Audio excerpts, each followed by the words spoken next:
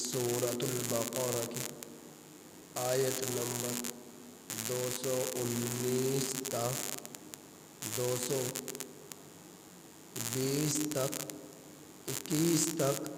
آپ حضرات کے سامنے تلاوت ہو۔ ترجمہ ان آیات کریمہ کا یہ ہے، وہ لوگ آپ سے پوچھتے ہیں یسألونک عن الخمر والمیسر، شراب اور جوے کے بارے میں، قل آپ کہہ دیجئے فیہما، شراب اور جوے میں، اثم گناہ ہے، کبیر بڑا گناہ ہے، ومنافع للناس اور لوگوں کے لیے کچھ منافع بھی ہیں، وَإِثْمُهُمَا اور ان دونوں میں اکبر من نفعہما، ان کے نفع سے بڑا گناہ ہے، اور ان دونوں میں کا بڑا، اور یہ دونوں گناہ میں بڑے ہیں ان کے نفع سے۔ وَيَسْأَلُونَكَ مَاذَا يُنْفِقُونَ اور وہ لوگ آپ سے سوال کرتے ہیں کہ کیا خرچ کریں، قُلِ الْعَفْوَ آپ کہہ دیجئے ضرورت سے زائد خرچ کر ڈالو، كَذَلِكَ يُبَيِّنُ اللَّهُ لَكُمُ الْآيَاتِ اسی طرح اللہ تعالی بیان کرتے ہیں تمہارے لیے نشانیاں، لَعَلَّكُمْ تَتَفَكَّرُونَ تاکہ تم لوگ غور و فکر کرو، فِي الدُّنْيَا وَالْآخِرَةِ دنیا اور آخرت میں، وَيَسْأَلُونَكَ اور وہ لوگ آپ سے سوال کرتے ہیں عَنِ الْيَتَامَى یتیم کے بارے میں، قل آپ کہہ دیجئے اصلاح لہم یتیموں کے کام کو سنوارنا خیر بہتر ہے، وَإِن تُخَالِطُوهُمْ اور اگر تم لوگ ان کے خرچ کو ملا لو، فَإِخْوَانُكُمْ تو یہ تمہارے بھائی ہیں، وَاللَّهُ يَعْلَمُ الْمُفْسِدَ مِنَ الْمُصْلِحِ اور اللہ تعالی جانتا ہے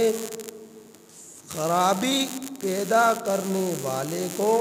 سنوارنے والے سے،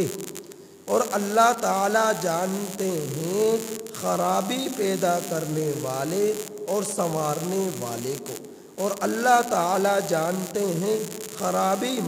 پیدا کرنے والے کو سنوارنے والے سے۔ وَلَوْ شَاءَ اللَّهُ اور اگر اللہ چاہے، لَأَعْنَتَكُمْ تو البتہ تمہیں مشقت میں ڈال دیتا، اور اگر اللہ چاہتا البتہ تو تم لوگوں کو مشقت میں ڈال دیتا، إِنَّ اللَّهَ عَزِيزٌ حَكِيمٌ بے شک اللہ تعالی زبردست حکمت والے ہیں۔ وَلَا تَنْكِحُوا الْمُشْرِكَاتِ اور نہ نکاح کرو تم لوگ مشرک لوگوں سے، حَتَّى يُؤْمِنْ اور نکاح نہ کرو تم لوگ مشرکہ عورتوں سے، مشرکہ عورتوں سے تم لوگ نکاح نہ کرو، حَتَّى يُؤْمِنْ یہاں تک کہ وہ ایمان لے آئے، مومن ہو جائے۔ وَلَأَمَةٌ مُؤْمِنَةٌ اور البتہ مومنہ لونڈی خیر بہتر ہے، من مشرکہ سے، وَلَوْ أَعْجَبَتْكُمْ اور اگرچہ وہ تمہیں بھلی لگے، وَلَا تُنْكِحُوا الْمُشْرِكِينَ اور نہ نکاح کرو تم لوگ مشرک مردوں سے، حَتَّى يُؤْمِنُوا یہاں تک کہ وہ ایمان لے آئے، مومن ہو جائے۔ وَلَعَبْدٌ مُؤْمِنٌ اور البتہ مومن غلام خیر بہتر ہے، من مشرک سے، وَلَوْ أَعْجَبَكُمْ اور اگرچہ وہ تمہیں بھلا لگے۔ أُولَئِكَ يَدْعُونَ إِلَى النَّارِ یہ لوگ بلاتے ہیں جہنم کی طرف، واللہ یدعو الی الجنہ، اور اللہ بلاتا ہے جنت کی طرف، والمغفرہ، اور مغفرت کی طرف، بإذن، اپنے حکم کے ساتھ، ویبین آیاتہ، اور وہ بیان کرتا ہے اپنی نشانیاں، للناس، لوگوں کے لیے، لعلہم یتذکرون، تاکہ لوگ نصیحت حاصل کریں۔ ان آیات کریمہ جن کا آپ حضرات کے سامنے ابھی تلاوت اور ترجمہ ہو، ان میں آیت نمبر 219 کی ترجمہ اور تفسیر آپ حضرات کے سامنے ہو چکی، جس میں شراب اور جوے کے متعلقہ مضمون تھا اور اللہ کے راستے میں خرچ کرنے سے متعلقہ گفتگو تھی۔ تو اب جو ہے اللہ رب العزت نے 220 اور 221 نمبر آیت کریمہ میں یتیم کے مال اور اسی طرح مشرک مردوں یا مشرکہ عورتوں سے نکاح کے متعلقہ حکم بیان فرمایا ہے۔ تو پچھلی آیت کریمہ میں یہ مسئلہ تھا کہ اللہ کے راستے میں کیا خرچ کریں، تو اللہ تعالیٰ نے فرمایا ضرورت سے زائد جو ہے وہ خرچ کر ڈالو۔ تو ضرورت سے زائد یعنی جس میں بیوی بچوں کے اخراجات پورے ہو جائے، اپنے اخراجات پورے ہو جائے، تو جو مال بچے اس میں سے جو تم مناسب سمجھو صدقہ خیرات کر سکتے ہو۔ ایسا نہیں کہ گھر میں بھوک ناچ رہی ہو، اپنی ضرورتیں پوری نہ ہو رہی ہوں، بچے بھوکے ہوں، بچیاں بھوکی ہوں، بیوی کی ضرورتیں پوری نہ ہو رہی ہوں، اور گھر کے حقوق پورے نہ ہو رہے ہوں، اور یہ نفلی صدقات جو ہے اوروں میں کرتا پھرے، ایسا نہ کرو۔ پہلے اپنے گھر کی ضرورت کو پورا کرو، ضرورت پورا کرنے کے بعد جو مال بچے اس میں سے جو مناسب سمجھو، جتنا ضرورت سمجھو، اللہ کے راستے میں خرچ کر ڈالو۔ دنیا اور آخرت کے فوائد کو سامنے رکھ کر کہ اس سے تمہیں دنیا بیوی بچوں کے خرچ کو روک کر اوروں میں خرچ کر دینا دنیا کے اندر تمہارے لیے پریشانی کا ذریعہ ہے، اور بیوی بچوں پر خرچ کرنا تو یہ دنیاوی فائدہ ہے کہ ان کی ضرورتوں کو پورا کیا، اور اخروی بھی فائدہ ہے کہ اللہ کے راستے میں خرچ کیا، تو دنیا کی ضرورت بھی پوری ہو گئی اور آخرت کی ضرورت بھی پوری ہو گئی۔ تو اگلا مسئلہ یہ بیان ہوا کہ یتیم کا مال، اللہ کے رسول صلی اللہ علیہ وسلم کا یہ فرمان ہے کہ تم یتیم کا مال کھا کر اپنے پیٹوں میں جہنم کے انگاروں کو نہ بھرو۔ اپنے پیٹوں میں یتیم کا مال کھا کر جہنم کے انگاروں کو نہ بھرو۔ تو یہ وعید جب سنی تو مسلمان جو ہے، اہل عرب جو ہے، اتنا بچتے تھے یتیم کے مال سے کہ جس کا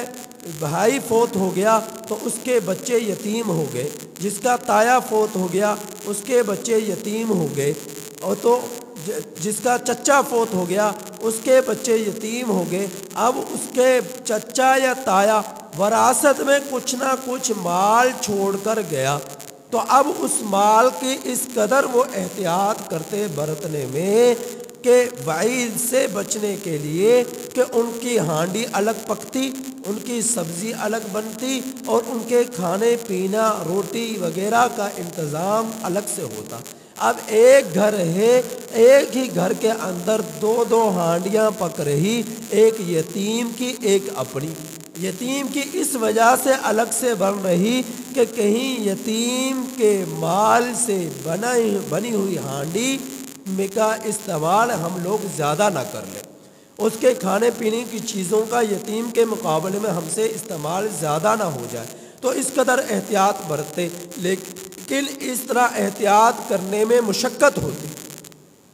پریشانی ہوتی کہ اب وہ یتیم کا جو کھانا بنا، یتیم کے لیے جو روٹی بنی اس کے مال سے، یتیم کے مال سے جو کھانا سالن تیار ہوا، یتیم کے مال سے جو کھانے پینے کی اشیاء تیار ہوئی، اب یتیم بالفرض سے اس میں سے کچھ کھاتا، سارا نہ کھاتا تو وہ مال سڑتا رہتا، ضائع ہو جاتا، لیکن خاندان کے لوگ یتیم کے مال کو استعمال نہ کرتے، اس بچے ہوئے سالن کا استعمال نہ کرتے، اس بچے ہوئے آٹے اور روٹی کا استعمال نہ کرتے، اس بچی ہوئی سبزی اور ترکاریوں کا استعمال نہ کرتے کہ کہیں یتیم کے مال کا کچھ حصہ ہم لوگ کھا نہ لیں، اور اگر ایسا ہو گیا تو گویا کہ ہم نے جہنم کے انگاروں سے اپنے پیٹ کو بھر لیا، اپنے پیٹ کو بھر لیا۔ تو اس قدر احتیاط کرتے، لیکن یہ مشقت پڑتی، مال بھی ضائع ہو رہا۔ تو اللہ کے رسول صلی اللہ علیہ وسلم کے پاس چند صحابہ اکرام تشریف لائے اور آ کر سوال کیا، تو اللہ رب العزت نے قرآن کریم کی ان آیات کریمہ کو نازل فرما دیا اور فرمایا کیا، سوال کیا، وَيَسْأَلُونَكَ، وہ لوگ آپ سے سوال کرتے ہیں، عَنِ الْيَتَامَى، یتیم کے بارے میں، قل آپ کہہ دیجئے، اصلاح لہم خیر، ان کا سنوارنا بہتر ہے،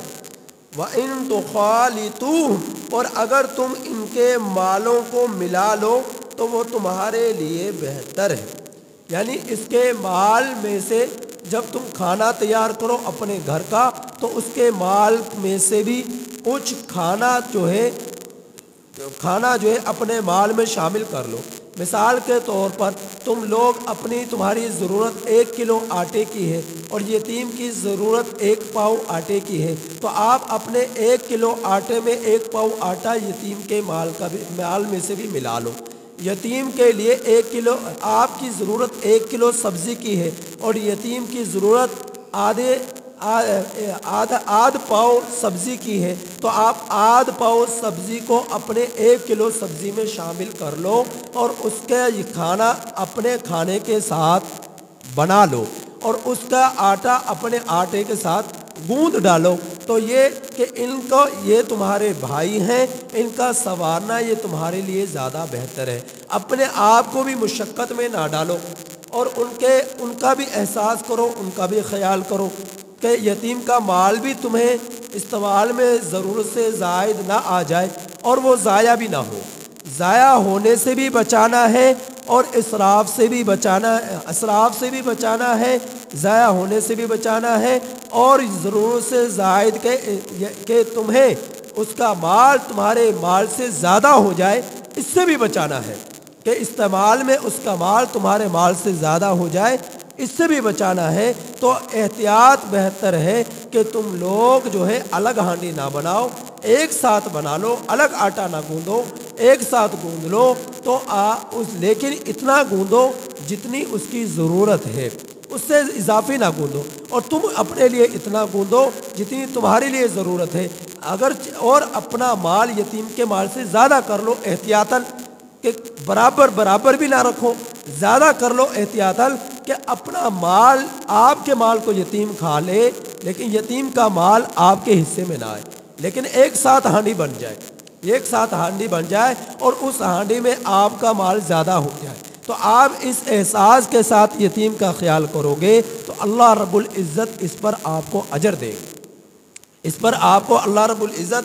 اجر دیں گے۔ اور فرمایا واللہ یعلم المفسد من المصلح، اللہ تعالیٰ جانتا ہے خرابی پیدا کرنے والے کو سنوارنے والے سے، یعنی اللہ تو جانتے ہیں دلوں کے رازوں کو، دلوں کے بھیدوں کو اللہ خوب جانتا ہے کہ تم میں کس کی نیت یتیم کے مال کو کھانے کی ہے اور کس کی نیت یتیم کی جو ہے یتیم کے احساس کی ہے، یتیم کے مال کے تحفظ کی ہے، یتیم کے احساس کی ہے اور اس کے مال کے تحفظ کی ہے، اور کس کی نیت یتیم کے مال کو ضائع کرنے اور کھانے کی ہے، استعمال کی ہے۔ اللہ تعالیٰ دلوں کے رازوں کو خوب جانتا ہے، لہٰذا تم لوگ جو ہے اپنی نیتوں کو درست کر کر یتیم کے لیے، یتیم کے مال کو ضرورت کے مطابق اپنے مال میں شامل کر کر اس کے لیے کھانا تیار کر سکتے ہو، روٹی تیار کر سکتے ہو، سالن تیار کر سکتے ہو۔ اور فرمایا وَلَوْ شَاءَ اللَّهُ لَأَعْنَتَكُمْ، اور اگر اللہ چاہتا تو تمہیں مشقت میں ڈال دیتا، یعنی تمہیں اسی مشقت میں رہنے دیتا کہ یتیم کے لیے تم نے کھانا تیار کرنا ہے۔ ظاہر ہے یتیم کا خیال سب سے زیادہ وہی کرے گا جو اس کے خاندان کا شخص ہے، اس کا قریبی شخص ہے۔ غیر کو کیا معلوم کہ کون یتیم ہے کون یتیم نہیں، کس کی کیا ضرورت، تو خاندان کے لوگ جو وہی خوب جانتے ہیں کہ اس بچے کی کیا ضرورت ہے۔ اب اس کے بچے کا باپ کا سایہ اس کے سر پر نہیں، اس کے ہمارے تائے کا سایہ اس کے سر پر نہیں، چچا کا سایہ اس کے سر پر نہیں، لہذا ہم نے ہی اس کی دیکھ بھال کرنی ہے۔ یا اسی طرح پر کوئی یتیم ایسا ہے آپ کا اس سے کوئی رشتہ نہیں ہے لیکن آپ کو معلوم ہے یتیم ہے، تو آپ کے زیر دست وہ یتیم آ گیا تو اس کا بھی اسی طرح خیال اور احساس کرنا ہے۔ اگر اللہ تعالیٰ چاہتا تو تمہیں مشقت میں ڈال دیتا کہ اس کے لیے اس کے مال سے ہانڈی تم الگ بناتے، اس کے لیے اس کے مال سے آٹا تم الگ سے گوندتے، اس کی ہر ضرورت کو الگ سے پورا کرتے تم، اور ایک ضرورت کو یعنی کہ ایک کام کو تم نے کرنا ہے اپنے لیے بھی اس کے لیے بھی، تو ایک یہ ہے کہ اپنے لیے اپنے کام کو الگ کرو اور یتیم کے لیے یتیم کے کام کو الگ کرو، تو اس طرح گھر کی عورتیں جو ہے مشقت میں پڑ جاتی، گھر کی خواتین وہ مشقت میں پڑ جاتی اور مشکل ہو جاتا کہ ایک ایک ہانڈی یتیم کی اور اپنے گھر کے افراد کی الگ الگ بنے، اور پھر وہ کھانا یتیم کا بچا رہے، تو یہ بچا رہے اور ضائع ہو جائے تو مشقت میں پڑتی۔ اللہ نے اس مشقت سے گھر کی خواتین کو بچا لیا اور فرمایا کہ ایسا الگ الگ ہانڈیاں نہ بناؤ، ایک ساتھ ہانڈی بنا لو، لیکن اس میں احتیاط رکھو کہ آپ کا مال زیادہ تو ہو جائے یتیم کے مال سے لیکن کم نہ ہو کہ کہیں یتیم کا مال جو ہے تمہارے حصے میں آ جائے، تم یتیم کے مال کو کھانا شروع کر دو۔ یتیم کے مال کی وہی حیثیت رکھو جس طرح پہلے بتلایا کہ اگر یتیم کی ضرورت آدھ پاؤ سبزی کی ہے تو آپ 1 کلو سبزی اپنے خاندان کے لیے استعمال کر رہے ہیں تو اس آدھ پاؤ کو 1 کلو سبزی میں شامل کر لو، اس آدھ پاؤ آٹے کو 1 کلو آٹے میں شامل کر لو، تاکہ ایک ہی ہانڈی میں یتیم کی بھی ضرورت پوری ہو جائے اور تمہاری بھی ضرورت پوری ہو جائے اور تم لوگ اپنے آپ کو تمہیں لوگوں کو مشقت میں نہ پڑنا پڑے۔ کتنا میرے رب نے احساس کیا اپنے بندوں کو، اپنی بندیوں کا کتنا احساس کیا، کتنا خیال کیا کہ مشقت میں نہ پڑے، لیکن فضائل بھی اسی طرح بیان فرمائے۔ یتیم کے سر پر ہاتھ رکھو تو سارے گناہ معاف ہو جائے، جتنے سر کے ہاتھ کے نیچے بال آئے یتیم کے سر پر ہاتھ رکھا محبت سے شفقت سے تو اللہ سارے ہی گناہوں کو معاف فرما دے اور بالوں کے بقدر اسے نیکیاں عطا فرما دے۔ یتیم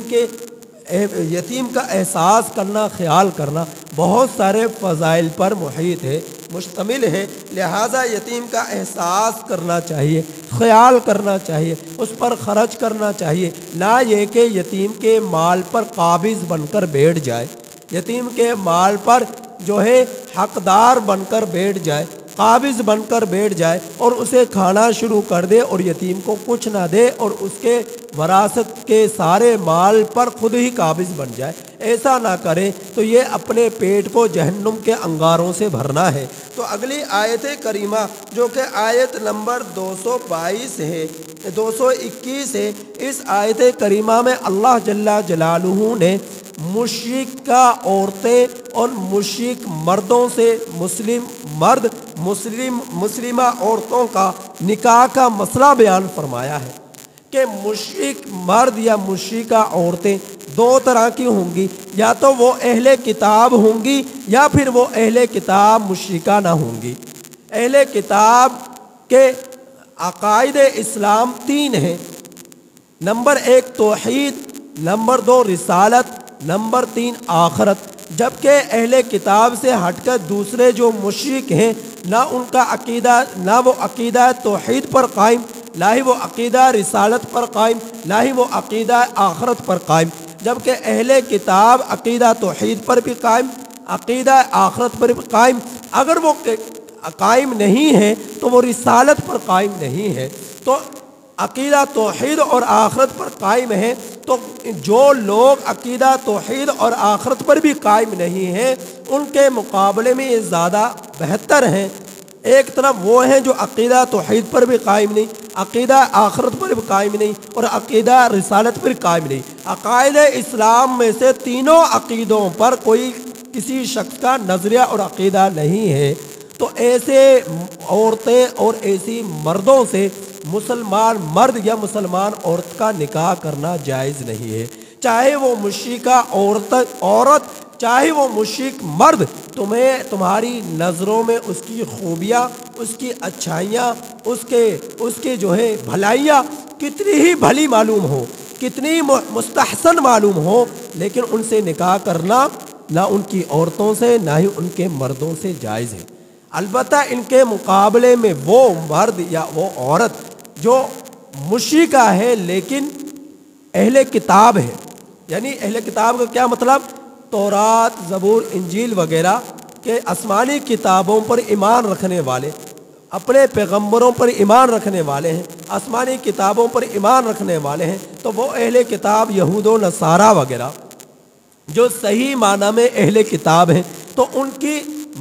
کے مردوں کو مسلم عورتوں کا نکاح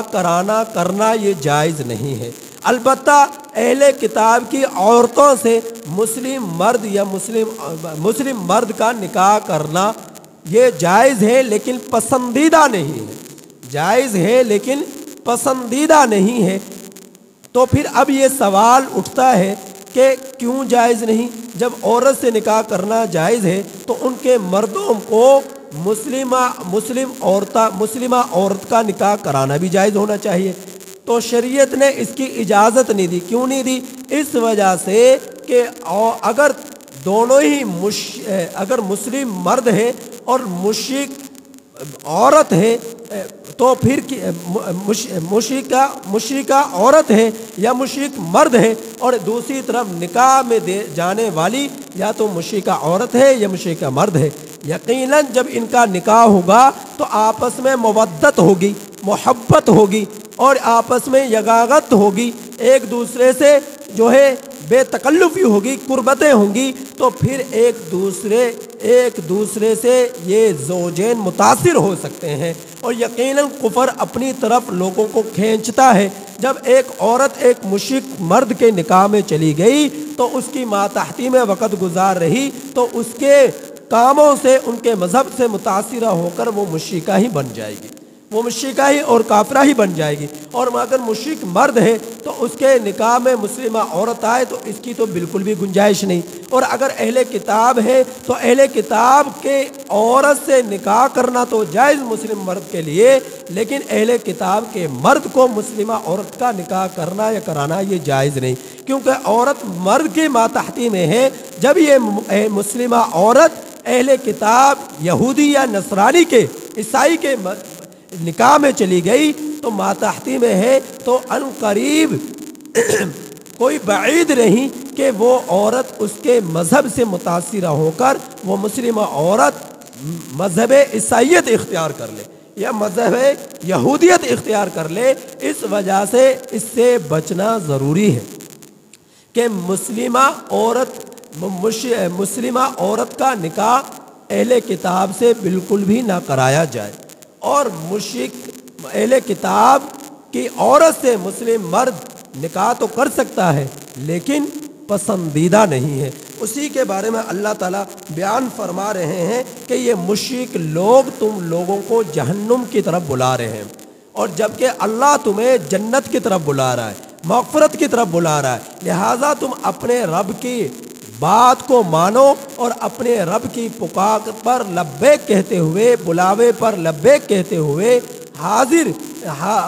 ہوتے ہوئے آپ جنت اور مغفرت کی طرف دوڑو، نہ یہ کہ جہنم کی طرف تم لوگوں کا رخ ہو جائے۔ مشرک مردوں میں اپنی عورتوں کا نکاح کرا کر اور اسی طرح پر مشرکہ عورتوں کا اپنے مسلم مردوں سے نکاح کرا کر، ہاں اگر وہ مسلمان ہو جائے تو پھر نکاح ہو سکتا ہے، اگر وہ مسلمان نہیں ہوتے تو پھر نکاح کرنا یا کرانا خالصتاً جو مشرک مرد یا مشرکہ عورت ہے ان سے جائز نہیں۔ اور اہل کتاب مشرک عورت کا نکاح مسلم مرد کے لیے کرنا تو جائز ہے، پسندیدہ نہیں، لیکن مسلمہ عورت کا نکاح اہل کتاب کے مرد سے کرنا یا کرانا یہ پسندیدہ نہیں، جائز نہیں ہے، یہ بالکل ہی جائز نہیں ہے۔ جس طرح بالکل ہی مشرک مرد سے نکاح مسلمہ عورت یا مسلم مرد کا کرنا یا کرانا جائز نہیں، اسی طرح اہل کتاب کے مرد سے مسلم عورت کا نکاح کرنا یا کرانا بالکل ہی جائز نہیں۔ ہاں البتہ اہل کتاب کی عورت سے مسلم مرد کا نکاح کرنا یا کرانا یہ درست ہے لیکن پسندیدہ نہیں ہے۔ اب فرمایا ان کافروں میں آپ لوگوں کو، ان مشرکوں میں چاہے کوئی عورت کتنی ہی بھلی معلوم ہو، چاہے کتنی ہی اچھی معلوم ہو، لیکن اللہ کی نظروں میں وہ اچھا نہیں ہے یہاں تک کہ وہ ایمان لے آئے۔ لہذا تم دین کو دیکھو، نبی کریم صلی اللہ علیہ وسلم کا فرمان ہے جب تم کسی عورت کا نکاح میں لینا چاہو کسی عورت کو تو 4 چیزیں اس عورت میں دیکھو۔ نمبر 1 اس کے دین کو دیکھو، نمبر 2 اس کے مال کو دیکھو، نمبر 3 اس کے خاندان کو دیکھو، نمبر 4 اس کے حسن کو دیکھو۔ دین، خاندان، مذہب، مال، ان 4 چیزوں کو دیکھو اور پھر ان سے نکاح کرو۔ سب سے پہلے دین، آیا یہ مشرک تو نہیں، کافر تو نہیں، اس کے گھر میں دین کتنا ہے اور یہ دیندارانہ ماحول کتنا ہے، تو اس چیز کو مد نظر رکھو اور اس کے بعد نکاح کا پیغام دو۔ تو 4 چیزیں شریعت نے دیکھنے کا حکم فرمایا، ان 4 چیزوں کو تم سب سے پہلے اولاً ترجیح دو۔ اگر یہ 4 خوبیاں جس عورت میں پائی جائیں تو اسے نکاح کا پیغام دو۔ آج ہم نے 4 چیزوں میں سے ایک ہی چیز کو مقصد بنا لیا، اور وہ چیز کیا ہے کہ یہ کتنی دولت لے کر آئے گی، یہ کتنا جہیز لے کر آئے گی، یہ کتنی دولت مند ہے، کتنی مالدار ہے۔ ہم نے صرف اسی چیز کو مقصد بنا لیا، باقی 3 چیزوں کو بالکل ہی چھوڑ دیا، 3 چیزوں کو بالکل ہی چھوڑ دیا۔ تو ان چیزوں سے بچنے کی ضرورت ہے۔ تو اب اس آیت کریمہ کا ترجمہ دیکھیے، نہ نکاح کرو تم لوگ مشرکہ عورتوں سے یہاں تک کہ وہ ایمان لے آئیں، اور مومنہ باندی بہتر ہے مشرکہ باندی سے، مشرکہ باندی سے مومنہ باندی تمہارے نکاح میں یہ بہتر ہے۔ جس طرح آج کل کمی قسم کے لوگ ہیں، اگرچہ وہ مسلمان ہیں، جسے معاشرے میں حقارت کی نظر سے دیکھا جائے، یعنی کمی سمجھا جاتا ہے، نیچ سمجھا جاتا ہے،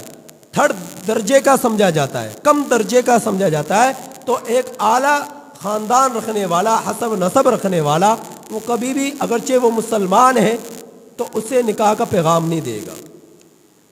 اسے نکاح کرنا اپنے لیے اچھا نہیں سمجھے گا۔ تو اللہ تعالیٰ فرما رہے ہیں مشرک جو ہے مشرکہ عورت سے مومنہ باندی بہتر ہے، مشرکہ باندی سے مومنہ باندی سے نکاح کر لو، یہ بہتر ہے۔ مشرکہ باندی آزاد ہے اور مشرکہ عورت آزاد ہے، اور ایک طرف مومنہ باندی ہے، تو مشرکہ آزاد عورت سے بہتر یہ ہے کہ تم مومنہ باندی سے نکاح کرو، یہ تمہارے لیے بہتر ہے، لیکن اس مشرک عورت سے نکاح نہ کرو۔ اور فرمایا وَلَوْ أَعْجَبَتْكُمْ، اگرچہ وہ تمہیں کتنی بھلی معلوم ہو، اچھی لگے، خوبصورت لگے، حسین لگے، اگرچہ تمہیں، لیکن تم اسے ترجیح نہ دو۔ اور فرمایا نہ ہی تم لوگ نکاح کرو مشرک مردوں سے یہاں تک کہ وہ ایمان لے آئے۔ اور فرمایا کہ مومن غلام بہتر ہے مشرک غلام سے، مومن غلام